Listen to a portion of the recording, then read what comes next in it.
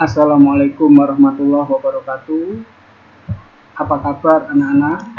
Pada kesempatan kali ini di pertemuan yang ke-6 kita akan belajar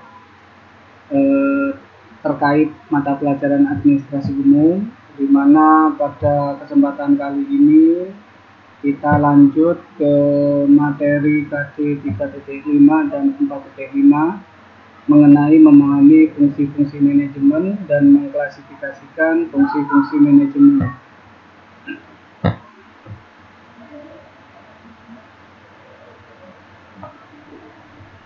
Ya, harus disadari bahwa suatu manajemen yang tangguh itu sangat diperlukan dalam mencapai sasaran dan tujuan.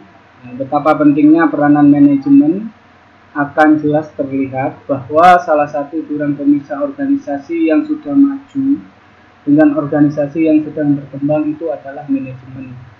Jadi peningkatan daya guna dan hasil guna itulah yang menjadi peranan manajemen demi mempercepat pencapaian tujuan yang telah ditentukan sebelumnya. Pengertian manajemen menurut Dr. Anders de Liangji adalah proses yang menggerakkan tindakan-tindakan dalam kerjasama manusia sehingga tujuan yang telah ditentukan benar-benar tercapai. Jadi di sini dapat disimpulkan bahwasanya manajemen itu dipergunakan terhadap usaha-usaha kelompok dan bukan terhadap individu.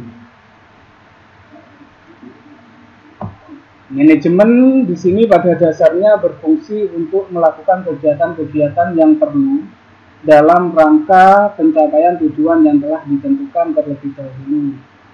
Dalam proses penerapannya, manajemen mempunyai tugas-tugas tertentu yang harus dilaksanakan supaya tujuannya dapat tercapai dengan efektif dan efisien. Di sini ada beberapa fungsi-fungsi manajemen pada umumnya. Yang pertama ada perencanaan atau planning. Perencanaan di sini merupakan hal yang sangat penting yang harus dilakukan oleh seorang pimpinan atau manajer guna untuk menentukan apa yang harus dikerjakan oleh semua pegawai ataupun pelaksana lainnya. Jadi fungsi manajemen yang pertama itu adalah tahap perencanaan. Terus kemudian fungsi manajemen yang kedua yaitu adalah pengorganisasian atau organizing. Yaitu adalah kegiatan-kegiatan yang berhubungan dengan usaha menyusun organisasi, yaitu membuat suatu struktur wewenang formal melalui bagian-bagian mana pekerjaan itu akan dilaksanakan. Ya, fungsi yang ketiga penggerakan atau actuating. Di sini diartikan bahwasanya penggerakan itu adalah menggerakkan orang atau pegawai untuk mau bekerja dengan penuh kesadaran untuk melaksanakan secara fisik kegiatan-kegiatan sebagaimana yang telah disiapkan oleh planning dan organizing. Yang terakhir ada fungsi manajemen pengendalian atau pengawasan, kalau dalam bahasa Inggrisnya yaitu controlling. Pengawasan merupakan pengukuran dan pengoreksian semua tindakan pegawai untuk menjamin tercapainya tujuan yang telah ditetapkan sebelumnya. Di pengawasan itu merupakan semua kegiatan yang ditujukan untuk membuat peristiwa dalam kegiatan suatu usaha sesuai dengan rencana. Terus kemudian selain ada fungsi manajemen dalam kegiatan, manajemen itu ada yang namanya tujuan. Tujuan manajemen di sini dikategorikan menjadi 3 tujuan. Yang pertama ada tujuan jangka pendek, terus yang kedua ada tujuan jangka menengah, dan yang ketiga ada tujuan jangka panjang.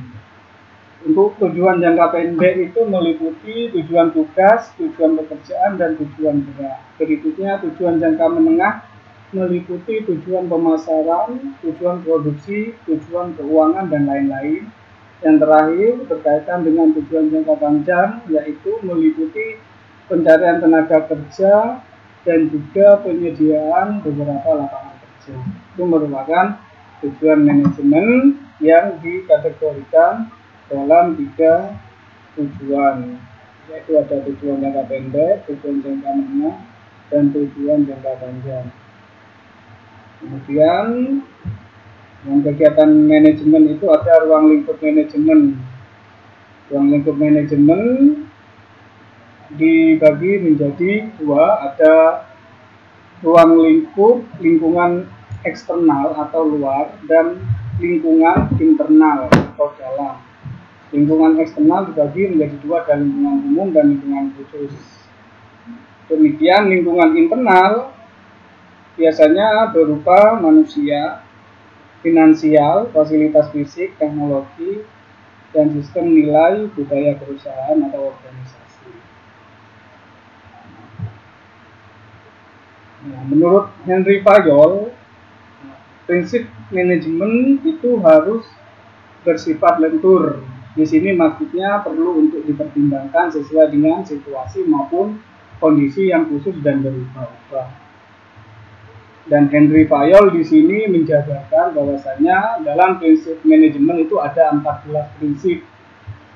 Prinsip yang pertama yaitu pembagian kerja. Terus kemudian yang kedua ada wewenang dan tanggung jawab. Prinsip yang ketiga disiplin. Prinsip yang keempat kesatuan perintah. Yang kelima kesatuan pengarahan. Yang keenam subordinasi kepentingan perorangan terhadap kepentingan umum. Ketujuh penggajian dan penggajian pegawai. 8 pemusatan. Prinsip yang ke-9 rangkaian perintah. 10 ketertiban. 11 keadilan. 12 stabilitas masa jabatan dan kepegawaian. 13 prakarsa. Dan yang terakhir adalah semangat kesatuan. Itu adalah tataran yang sudah dijabarkan oleh Henry Fayol, bahwasanya prinsip manajemen meliputi 14 poin yang sudah disebutkan tadi. Oke, mungkin untuk kesempatan kali ini saya sudahi. Terima kasih atas perhatiannya. Assalamualaikum warahmatullahi wabarakatuh.